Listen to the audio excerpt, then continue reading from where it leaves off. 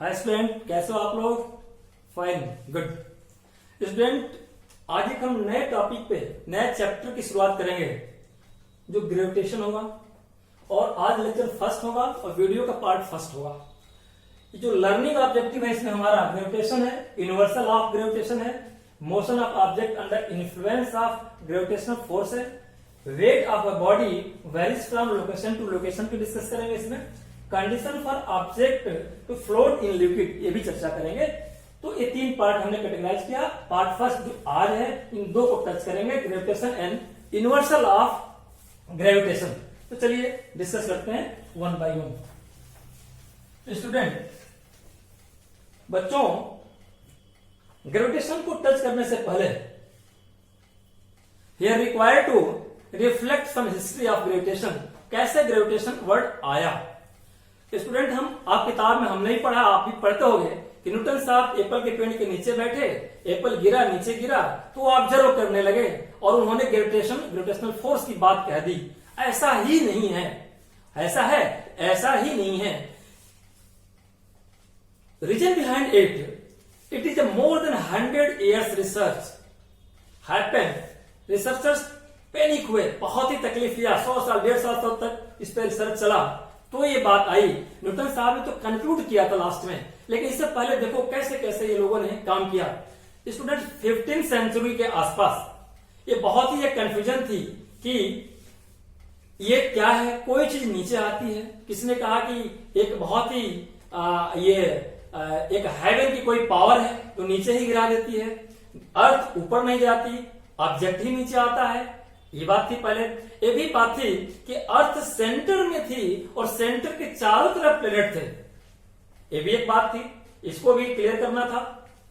ये भी था उस समय। इसको कुछ लोगों ने रिलीजन से भी जोड़ के देखा था, उसके अंदर हम नहीं जाएंगे। कुछ लोगों ने ये भी देखा था कि अर्थ के चारों तरफ घूमती है, ठीक है। ये भी कुछ लोगों ने बता दिया उस समय कि अर्थ घूमती है। अगर मान लो कोई कहा कि अर्थ घूमती है, अर्थ सेंटर में नहीं है, अर्थ ही घूम रही है, तो किसी ने कहा कि जब अर्थ घूम रही है तो हमको फील क्यों नहीं होता, हम क्यों नहीं घूम रहे हैं, हम तो रेस्ट पोजीशन में है। तो बहुत सारे क्वेश्चन थे जो साइंटिस्ट बहुत ही पैनिक हो गए थे, इस पे कोई कंक्लूजन नहीं ले पा रहे थे, ठीक है। तो इस बीच एक एंट्री होती है कॉपरनिकस की। कॉपरनिकस ने बताया पहली बार कि नहीं, अर्थ सेंटर में नहीं है, सेंटर में तो सूरज महाराज हैं और इनके चारों तरफ ये सारे प्लेनेट घूम रहे हैं। चाहे अर्थ हो या अर्थ के चारों तरफ मून घूम रहा हो, ये आपस की बात है इनकी, लेकिन कुल मिलाकर के सन सेंटर में है और सन के ही चारों तरफ सभी घूम रहे हैं। ये बात तो एक इन्होंने बताई, लेकिन विश्वास कैसे हो इनके बात? तो इन्होंने कहा कि every planet move around this sun, ठीक है। आगे इसी बीच में एक एंट्री होती है, ये 16वीं शताब्दी की बात मैं कर रहा हूं, सेंचुरी की। तो 16वीं सेंचुरी में एक आ जाते हैं महोदय केपलर साहब। केपलर साहब ने तो मान लिया कि ये बात सच है, ये बात सच है। इसी को बेस करके इसमें कुछ इन्होंने आगे बढ़ाया और 3 लॉ दिए। जरा देखो 3 लॉ क्या है। 3 लॉ आपके लिए रेलेवेंट नहीं है, लेकिन हम इस पे डिस्कस थोड़ा सा कर देते हैं। ये थे केपलर महाराज, ये केपलर्स लॉ। इन्होंने 3 लॉ दिया। फर्स्ट लॉ इन्होंने दिया, बड़ा इंपॉर्टेंट दिया। बोला इन्होंने कि ऑर्बिट है वो एलिप्स की तरह है और सन के साथ, यानी कि उन्होंने कहा कुछ ऐसा है और सन यहां पे है। सन कहां पे है? थोड़ा मैं बड़ा लिख दूं, सन यहां पे है और यहां पे ऐसे प्लेनेट घूम रहे हैं, ठीक है। यहां आया, फिर यहां आया, फिर यहां आया, है ना, ऐसे घूम रहे हैं। ये डिस्टेंस कवर, ये डिस्टेंस कवर की। तो इन्होंने पहला कहा कि ये इलिप्स की पोजीशन में है सन के साथ, जो इनका रोटेशन है सन के साथ एलिप्स की ऑर्बिट बना रहे हैं, ठीक ना। ये जो मैंने कहा ये ऑर्बिट है वो एलिप्स की तरह है, ये एलिप्स की तरह है। सेकेंड लॉ इन्होंने दिया, स्टूडेंट यहां मैं लिखूं, सेकेंड लॉ में इन्होंने कहा कि जो अगर कोई प्लेनेट सन का अराउंड घूम रहा है अपने ऑर्बिट में, तो डिस्टेंस यहां से आ गया, यहां से आ गया, ए से बी गया, बी से सी गया, ये डिस्टेंस जो कवर्ड हो रही है यहां से यहां, एक equal time, equal distance equal time में हो रही है। तो ये बात कहा इन्होंने। थर्ड इन्होंने बात कही जो आपसे बिल्कुल रिलेवेंट नहीं है, दूर दूर तक सोच नहीं पाओगे, R³ टी स्क्वायर की बात की। इन्होंने कहा कि जो मीन है, ऑर्बिट के मीन है उसका क्यूब और टाइम इंटरवल का स्क्वायर कर दो तो एक रिलेशनशिप बनता है। ठीक है, तो ये 3 चीजें इन्होंने डिराइव की, लेकिन इन 3 चीजों से भी जो डाउट थे कि अर्थ क्यों नहीं चली जाती मून पे, या सारे ऑर्बिट में सारे प्लेनेट घूम रहे अराउंड द सन, तो कभी एक साथ सारे के सारे प्लेनेट क्यों नहीं मिल जाते। ये बहुत सारे क्वेश्चन थे जिनके क्वेश्चन का आंसर इन्होंने क्लियर नहीं कर पाए। चीजें तो ठीक थी लेकिन इसको बता नहीं पाए। इनके साथ एक बहुत ही धनी आदमी था जो काम करता था और बहुत ही रिच आदमी था। उसका काम ही था कि जीवन में पैसे कमाओ, उस पैसे से स्पेस में स्टार्स को देखता था हमेशा, उस स्टार्स का मैप बनाता था, उनके मूवमेंट का मैप बनाता था। तो कैप्लर ने उस मैप का हेल्प लिया, उनसे लिया और उस मैप के हेल्प से कुछ चीजों को फार्मुलेट किया। ठीक है, कुछ चीजों को उन्होंने फार्मुलेट करके आगे बढ़ाया। फिर भी क्लैरिटी नहीं हो पाई कि मून अर्थ के बीच में जो अट्रैक्शन की चीजें हो रही हैं वो आखिर में है क्या, क्यों हो रही है और कैसे हो रही है, ये क्लियर नहीं कर पाया। इस बीच में एक बहुत ही मजेदार साइंटिस्ट न्यूटन साहब की एंट्री होती है, जिनके जड़ दूर तक है मैथ साइंस हर जगह। उन्होंने एंट्री मारी और उन्होंने इन सारे कॉन्सेप्ट, मैंने क्या होता है जो पीछे जितना मैंने कॉन्सेप्ट बताए, सारे कॉन्सेप्ट को स्टडी किया, उस कॉन्सेप्ट पे और कैप्लर के 3 लॉज को भी उन्होंने एक्सेप्ट किया और इन लॉज को आगे बढ़ाते हुए इन्होंने क्या किया, वर्क किया और बताया।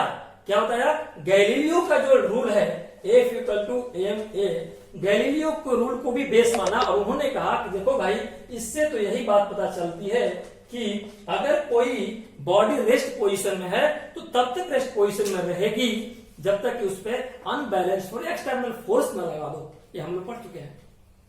और अर्थ के साथ ऐसे ही है, अर्थ सन के चारों तरफ घूम रही है, उस पर एक्सटर्नल फोर्स नहीं लग रहा है, इसलिए वो यूनिफॉर्म शेप में अपने रोटेशन को कंप्लीट कर रही है। उसको कोई डिस्टर्ब फोर्स नहीं कर रहा है, कोई डिस्टर्बेंस फोर्स उस पर अप्लाई नहीं हो रहा है, एक्ट नहीं हो रहा है। ये बात को लेकर के थोड़ा आगे बढ़ते हैं वो न्यूटन साहब। और इसी बीच में अपने खेत में गए थे, एप्पल के बगीचे के नीचे बैठे और एप्पल गिरता है और उन्होंने देखा कि नीचे आता है और नीचे आता है तो उन्होंने उसको बेस मान करके ग्रेविटेशनल फोर्स को, ग्रेविटेशन का उन्होंने इजाद किया। तो ग्रेविटेशन देखा आपने कि सिंपल एक एप्पल का नहीं है रिएक्शन, बहुत सारे पीछे फिलॉसफी रिसर्च पेपर को कंप्राइज किया हुआ है, तब ये लॉ आया स्टूडेंट्स, तब ये लॉ आया। और इस लॉ में जो फैंटास्टिक रोल किया, ये किया F = m × a। ठीक है, तो चलिए जरा समझने की कोशिश करते हैं कि इन्होंने कहा क्या। तो डिस्कस करते हैं ग्रेविटेशन पे। ठीक है, ये ग्रेविटेशन आ गया और नाम दिया गया ग्रेविटेशन। ये क्या है, इस पर डेप्थ में स्टडी करनी है, तो डिस्कस करते हैं ग्रेविटेशन पे। स्टूडेंट्स, न्यूटन ने सोचा कि यदि एप्पल नीचे गिर रहा है अर्थ पर या अट्रैक्ट बाय द अर्थ, तो इसका मतलब the can not attract the moon, ये क्यों नहीं अट्रैक्ट कर सकता है मून को।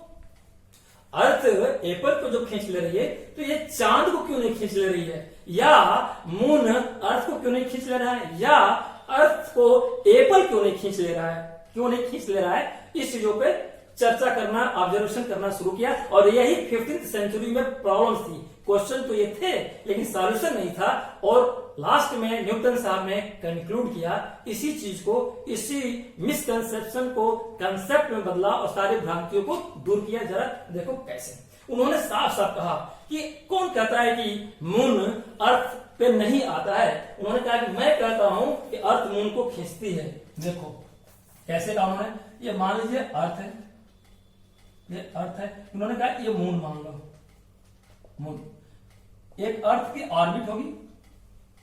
उन्होंने कहा कि अर्थ के ऑर्बिट में जब वो मून आता है ऑर्बिट पर, उसके ऑर्बिट पे हमेशा, अर्थ के ऑर्बिट पे मून बार बार गिरता है। कहा उन्होंने कि यहां भी गिरा, यहां भी गिरता है, यहां भी गिरता है, ये गिरता ही रहता है, चक्कर लगाता रहता है। तो भाई तो अजीब सी चीज सुनी, लोगों ने कहा कि ये क्या बक रहे हो भाई, तो उन्होंने कहा बक नहीं रहा हूं, देखो ये दोनों पे एक फोर्स लग रहा है सेम टाइप का। ये अर्थ पे, अर्थ मून को ऐसे खींच रही है और अर्थ को ये खींच रहा है। फर्क क्या है, फीलिंग्स का फर्क, फीलिंग्स का है और क्यों नहीं फीलिंग्स हो रही है कि मून आके हमारे पास चिपक जा रहा है। वही बात आती है A=F/m। अगर मास ज्यादा होगा स्टूडेंट्स, मास ज्यादा होगा तो एक्सेलरेशन कम होगा। अगर मास ऑफ अर्थ देखो ये बड़ा है मास ऑफ मून का, तो जिसका मास जितना बड़ा उतना एक्सेलरेशन उसका छोटा, डिनोमिनेटर में है तो एक्सेलरेशन छोटा तो वेलोसिटी छोटी। तो अब बताओ अर्थ का मास इतना बड़ा है, क्या इतना एक्सेलरेशन इसका है? नहीं है, बहुत छोटा है, नेग्लिजिबल इसका एक्सेलरेशन है, तो इसकी वेलोसिटी नहीं होगी। अर्थ तो जाने की कोशिश कर रही है लेकिन कोशिश करने से पहले ही नीचे आ जा रही है, उतना एक्सेलरेट नहीं हो पा रही है। लेकिन मून का मास कम है तो इसमें एक्सेलरेशन इसमें ज्यादा है, ठीक है। तो मून का एक्सेलरेशन ज्यादा है तो इसमें वेलोसिटी इसकी ज्यादा होगी, तो इसलिए नीचे की तरफ आ रहा है। तो अर्थ तो नीचे की तरफ आ रहा है तो अर्थ के सेंटर में नहीं आ रहा है, आ रहा है ऐसे घूम रहा है, ऐसे घूम रहा है, यहां मुन आया, यहां मुन आया, लेकिन ये इसको कोई फोर्स है अर्थ की जो खींचे रह रही है, इसको इधर भागने नहीं दे रही है स्ट्रेट लाइन में। जैसे जाने की कोशिश कर रहा है फिर खींच रही है, फिर इधर आने की फिर खींची, फिर यहां आया, फिर खींची सेंटर में, फिर यहां आया, फिर सेंटर में खींची। इसकी चर्चा करेंगे। तो एक चीज तो प्रूफ हो गया कि इसका जो मास है छोटा है, एक्सेलरेशन ज्यादा है, इसलिए यही मूवमेंट में है और इसी का मूवमेंट दिखता है। हमारा मूवमेंट फील नहीं होता, अर्थ का मूवमेंट फील नहीं होता। अर्थ का जो एक्सेलरेशन है नेग्लिजिबल है। बात समझ में आई? तो स्टूडेंट यहाँ पे सर्कुलर मोशन की चर्चा किए बिना काम नहीं चलेगा, ठीक है। तो जरा सर्कुलर मोशन की बात कर ही लेते हैं, बहुत थोड़ा सा बात करेंगे इस पे। चलिए आइए देखते हैं, सर्कुलर मोशन की बात करते हैं। मैंने मोशन में एक बात बताई थी सर्कुलर मोशन में कि एक स्ट्रिंग में बाल बांध लो, ऐसे घुमाओ, तो कुछ ऐसे ही होता है। मान लो आपने बाल बांधा, घुमाया, बाल यहाँ आई, यहाँ आई, यहाँ आई, यहाँ गई, यहाँ गई, यहाँ गई, फिर यहाँ बाल आई, घुमाते घुमाते सारे बाल के डायरेक्शन है।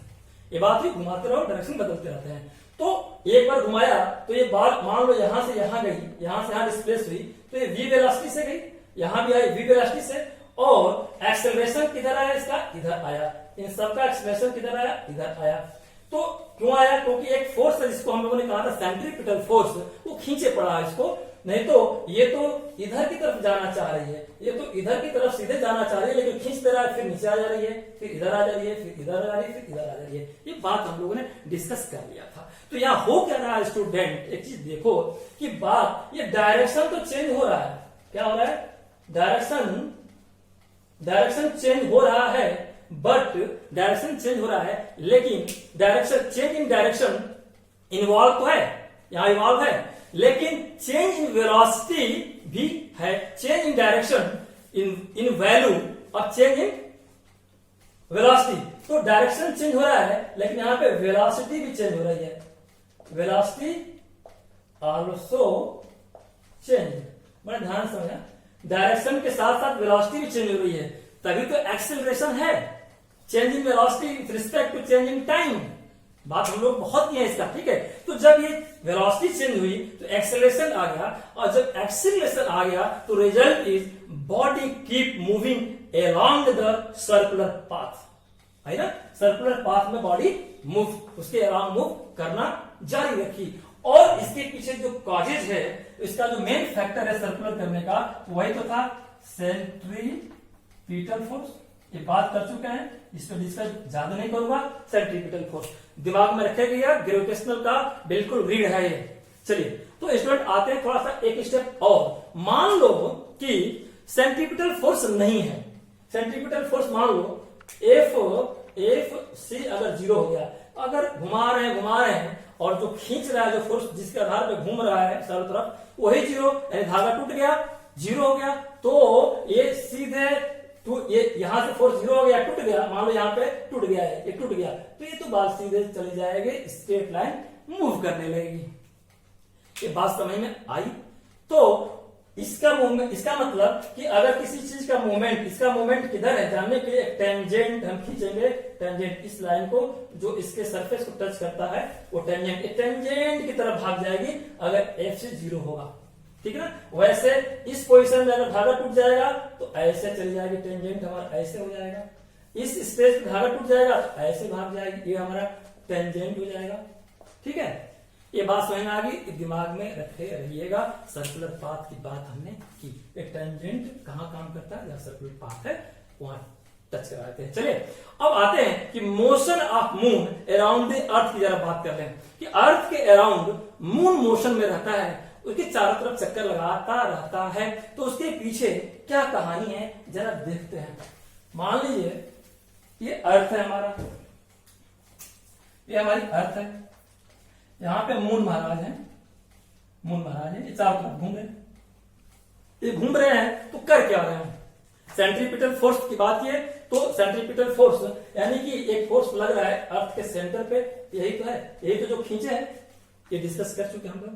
तो यहाँ पे जो अट्रैक्शन फोर्स बाय अर्थ लग रहा है, यहाँ पे क्या लग रहा है, अट्रैक्शन फोर्स बाय अर्थ। ठीक है, अट्रैक्शन फोर्स बाय अर्थ यहां पे लग रहा है। अगर if not this force the moon, अगर मान लिया अट्रैक्शन फोर्स ये न रहे तो मून क्या करेंगे, मून क्या करेंगे, वही बात मैंने कहा, pursue a uniform straight line motion. अगर ये नहीं रहेगा, ब्रेक हो गई तो ये स्ट्रेट लाइन मोशन में चले जाएंगे, ये हम डिस्कस कर चुके हैं। ठीक है, इस पिक्चर को ऐसे रहने देते हैं, जरा देखते हैं। अब एप्पल की बात किया हम लोगों ने, एप्पल की बात किया जिससे जो ग्रेविटेशन का हमारा बेस आया स्टूडेंट, एप्पल से ही हमारी असली कंसेप्ट की शुरुआत हुई थी, न्यूटन साहब ने दिया था ग्रेविटेशन को, उसी को आधार मान के। तो अब ध्यान दो इस पे हमें न्यूटन्स के, यहाँ पे न्यूटन साहब का first plus third, second plus third law, ये दोनों इस पे अप्लाई होने हैं। कैसे अप्लाई होने दोनों, चलो देखो। मान लो कि मास ऑफ एप्पल का मास बहुत छोटा है तो नीचे गिर रहा है, बता दिया मैंने, क्योंकि उसमें एक्सेलरेशन ज्यादा है और अर्थ भी जा रही है लेकिन जा नहीं पा रही है, अब जब नेग्लिजिबल है, अर्थ का मास ज्यादा है, नहीं तो एप्पल भी उतनी फोर्स से खींच रहा है लेकिन अर्थ नहीं जा पा रही, इसमें एक्सेलरेशन नहीं है। ठीक है, चलिए आते हैं। तो क्या ग्रेविटेशन को हम अब डिफाइन कर सकते हैं, क्या ग्रेविटेशन को डिफाइन कर सकते हैं, अब कर सकते हैं। बहुत हमने फोर्सेस की चर्चा की, अब आते हैं जरा इन दोनों पर बात करते हैं। तो क्या निकला ग्रेविटेशन, ग्रेविटेशन की बात हो गई, वर्ड आ गया। तो ग्रेविटेशन क्या है, फोर्स बिटवीन टू बॉडीज, बात ध्यान देना, force between two bodies having masses, दो बॉडी है m1 और एक बॉडी m1, इन दोनों के बीच में m2 देखो इसको खींचता है, इसका फोर्स m2 का m1 इधर खींचता है, ये फोर्स हो गया। तो force between a force between two body having क्या हैविंग मासेस, मास नहीं है तो उसकी हम बात ही नहीं करते हैं, अगर मास नहीं है तो हम उसकी बात ही नहीं करते हैं। दो बॉडी के बीच का फोर्स है, वो बॉडी मासेस की है, is called gravitation. A force between two bodies having mass is called gravitation, is called gravitation. बात यहां से बनना शुरू हो गई। और स्टूडेंट्स कभी भी डिफिनेशन में उस वर्ड को, ग्रेविटेशन के डिफिनेशन में ग्रेविटेशन इज ए मत करना, गलत हो जाएगा। कैसे जानते हो gravitation, this then is called gravitation, ये डिफिनेशन ऐसे हुई। चलिए एक बात करते हैं, अब काम की बात करते हैं। ठीक है, ग्रेविटेशन की जब बात किया स्टूडेंट हमने, तो उसमें यूनिवर्स की बात ना आए तो मजा बेकार है। चलिए देखते हैं, ये तो बात जाहिर हो गई कि अर्थ सन को रिवॉल्व करती है, यानी कि सन के अराउंड सभी कुछ कहानी सारी चीज करते हैं। हम एक यूनिवर्स बनाते हैं, चलिए मान लीजिए मेरा एक ब्रह्मांड है, यूनिवर्स है, इस यूनिवर्स में ये हमारा सन है, ये सन है और ये हमारी अर्थ है। थोड़ा सा तरीका से बना दें, अर्थ है, ये घूम रही है, ठीक है, ये घूम रही है अपने एक्सिस पे, सन के अराउंड घूम रही है। ठीक है, होती क्या है, इसको मान लीजिए ए है, इसको भी मान लीजिए, ये हमारा यूनिवर्स है, यूनिवर्स। ठीक है, ये हमारा यूनिवर्स है। अब इन दोनों के बीच में फोर्स लगता है, कैसे, ये ऐसे नहीं लगाता, आप देखो दोनों के बीच में इधर डायरेक्शन है तो अर्थ खींच रही है सन को, और इधर डायरेक्शन है तो सन खींच रहा अर्थ को, ये दो फोर्स लग रहे हैं। ठीक है, इन दोनों के बीच के डिस्टेंस अगर हम d कहें, किसने कहा, न्यूटन साहब ने, कि अगर d कहो तो जो, एक ध्यान देखो, जो फोर्स लग रहा है ये यहां से है, एक माटे की बात है, सेंटर टू सेंटर, ये फोर्स सेंटर टू सेंटर है, यहां पे नहीं है, सेंटर टू सेंटर है, ठीक ना, ये सेंटर टू सेंटर फोर्स लग रहे हैं। तो अगर इन दोनों फोर्स को देखो along the line joining there centre, तो कहा इन्होंने कि यूनिवर्स में every body attracts each other with a force. Newton साहब ने कहा कि हर बॉडी यूनिवर्स में एक अट्रैक्शन फोर्स लगाती है, दोनों आपस में एक अट्रैक्शन फोर्स से एक दूसरे को खींचते हैं, और खींचते हैं जिसमें पहला फैक्टर क्या बताया उन्होंने, F equal to M A है। इन्होंने कहा कि F equal to M exactly नहीं, F is directly proportional to M, मतलब कि जितना मास बड़ा होगा फोर्स ज्यादा लगेगा, मास छोटा होगा फोर्स छोटा होगा, इसका मतलब यही लगा। और दूसरा इन्होंने कहा कि F indirectly inversely proportional to, अगर D कहो तो D square, inversely proportional to D square इन्होंने बात कही। इन्होंने रिसर्च के बाद ये दो चीज किया कि इन दोनों के वजह से ही ये अट्रैक्शन वाली ग्रेविटेशनल वाली अट्रैक्शन फोर्स की बात बनती है, ठीक है। तो दोनों को जब हम कंबाइन कर दें, इसको और इसको स्टूडेंट्स अगर हम कंबाइन कर दें दोनों को, तो बात बन के आती है, कंबाइन करते हैं, कंबाइन फर्स्ट प्लस सेकेंड, तो बात बन के आती है F is M upon D square. थोड़ा सा हम कैपिटल की बात कर ले, यहाँ पे कोई दिक्कत नहीं, चलिए। तो फोर्स ये बन के आती है। वैसे इंडिविजुअली चाहो तो दोनों को निकाल लो, इसका निकाल लो तो देखो F M1, इसका F M2, दोनों को एक कर लिया हमने, तो F M1 इंटू M2, ये तो बात हुई। और दोनों का डिस्टेंस, दोनों के बीच की एक ही डिस्टेंस है, तो F कर लिया D स्क्वायर की 1 अपॉन, ये बात क्या उन्होंने। अब दोनों को मिला देते हैं, तो दोनों को मिला देते हैं तो हमारी बात हो गई F is M1 M2 divided by D square. बात ये बनी, क्या स्टूडेंट बनी है, बात ये बनी। तो सिंगल फोर्स ये हो गया, सिंगल फोर्स ये हो गया, दोनों का फोर्स हमने निकाला तो ये हो गए, ये बात बन के आई, ठीक है। तो सिंगल सिंगल की बात नहीं करें, अट्रैक्शन मतलब म्यूचुअली बात करें, दोनों अट्रैक्ट कर रहे हैं एक दूसरे को, ठीक है। तो अगर F is directly proportional to multiple of both the masses and inversely proportional to the distance between two masses, यानी अर्थ और सन, तो इसी को उन्होंने हटाया, F को हटाया, तो यहां पे इसकी जगह कांस्टेंट दिया G, और M1 M2 तो था ही, D स्क्वायर था ही स्टूडेंट्स, और इसी G को उन्होंने बोल दिया यूनिवर्सल कांस्टेंट, यूनिवर्सल कांस्टेंट है ना। ग्रेविटेशन क्या बन गया है, यूनिवर्सल ग्रेविटेशन कांस्टेंट। यूनिवर्सल क्यों कहा गया, क्योंकि पूरी वर्ल्ड सोसाइटी इसको मानती है। कहीं भी दो मासेस के बीच में फोर्स स्टेब्लिश करेंगे तो जो जी का मल्टीपल होगा वो फिक्स है, अभी वैल्यू मैं बताऊंगा, वही रहेगा, वो चेंज नहीं होगा। न तो यहां चेंज होगा, न तो इनके ऊपर चेंज होगा, कहीं भी कैलकुलेट करेंगे तो चेंज नहीं होगा, ये यही रहेगा, कांस्टेंट है। इसकी वैल्यू बताया था इन्होंने, एक साइंटिस्ट है कैवेंडिश, हेनरी कैवेंडिश, उन्होंने इसकी वैल्यू निकाला, और जी की जो वैल्यू निकाला उन्होंने, जी की कैपिटल जी लिखेंगे, हमेशा ध्यान रखिएगा, सवाल नहीं, इन्होंने लिखा कि 6.637 10 to the power -11 newton metre square KG -2। ये कैसे है देख लेंगे। अभी हमने क्या किया कि अभी जी की वैल्यू इतना कांस्टेंट रखा, इसका यूनिट आपके पास ये है, ये डायमेंशनल यूनिट है, ठीक है। हम इसको रखना नहीं है हमें, हम इससे भी निकाल सकते हैं। कैसे, जी की वैल्यू निकाल लो, इसको मैं मिटा दूं स्टूडेंट, मिटा देता हूं मैं। जी की वैल्यू अगर निकालोगे तो कुछ साइड चेंज करने पड़ेंगे, देखिए आप, तो जी की वैल्यू उसी फार्मूले पे जी को सेपरेट करते हैं, तो जी इक्वल टू क्या बनेगा, एफ डी स्क्वायर ब्रैकेट में, और डिवाइडेड बाई क्या बनेगा, M1 M2, ठीक है, M1 M2 यही आएगा। कैसे आया, आप उसी को फार्मूले को दाएं बाएं करके देख लो, आप पक्षांतर करोगे तो F D square M1 M2 आएगा, जी M1 M2, और यहाँ पे जी रहेगा, मैं कह दूं कैपिटल जी M1 M2, तो यहां से जी की वैल्यू मैंने ले लिया, ठीक है। चलिए, तो ये आया। अब इसकी यूनिट ऐसे निकालोगे, फोर्स की यूनिट न्यूटन, और D square means metre square, divided by M1 M2 क्या होगा, केजी इंटू केजी, तो M square divided by KG square. इसको ऊपर जैसे मैंने कई बार बताया हूं, एक्स स्क्वायर को अगर ऐसे लिखना है x पर -2 लिख दो, या x पर -2 है, रेशनल नंबर बदलना है तो 1 स्क्वायर कर लो।